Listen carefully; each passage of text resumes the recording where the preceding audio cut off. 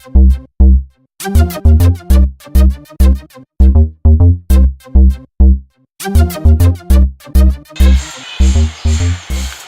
हम सबसे simple ageing बनाने जा रहे हैं।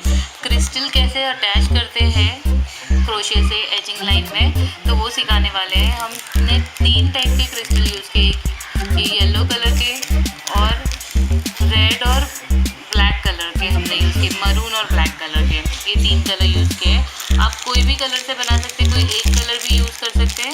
आज हम सिंपल टेक्निक बताएंगे कि किस तरह से क्रिस्टल अटैच किए जाते हैं। सबसे पहले आपको क्रोशे थ्रेड को फैब्रिक में अटैच करना है स्टार्टिंग पॉइंट में, और वहाँ से एक सिंगल क्रोशे बनाकर इस तरह से पुल करना है थ्रेड को, और क्रिस्टल को क्रोशे हुक में डालना है इस तरह से, और स्लोली स्लाइड करना है उसको ऐसे। और फिर थोड़ी सी स्पेस छोड़ के क्रिस्टल के लिए, इतना स्पेस छोड़ के इसमें हुक डाल के हमें सिंगल क्रोशे बना देना है बस।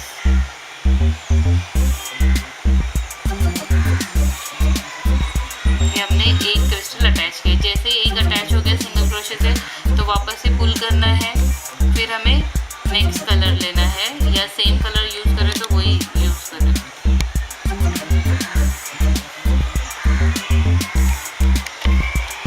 स्लोली स्लाइड करना है उसको,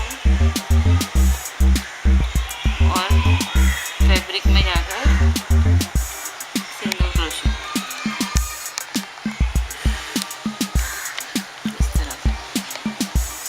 और स्टार्टिंग में थ्रेड कैसे अटैच करते हैं तो वो आप मेरा वीडियो रेफर कर सकते हैं, how to crochet on fabric. तो अभी हम इधर यहाँ पर सिंगल क्रोशे एंड हो गया, इसे पुल करेंगे और मरून कलर का बीट डालेंगे।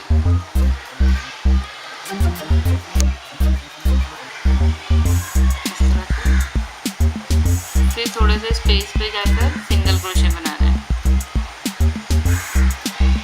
बहुत इजी है ये मेथड, इसके ज़रिए बहुत इजीली सारे क्रिस्टल अटैच कर सकते हैं। ये सिंपल टेक्निक है, और दूसरी और भी बहुत सारी टेक्निक आती है जिसमें 2 लेयर्स या 3 लेयर्स बनाते हैं। आज हम आपको सिंपल वाली सिखा रहे हैं।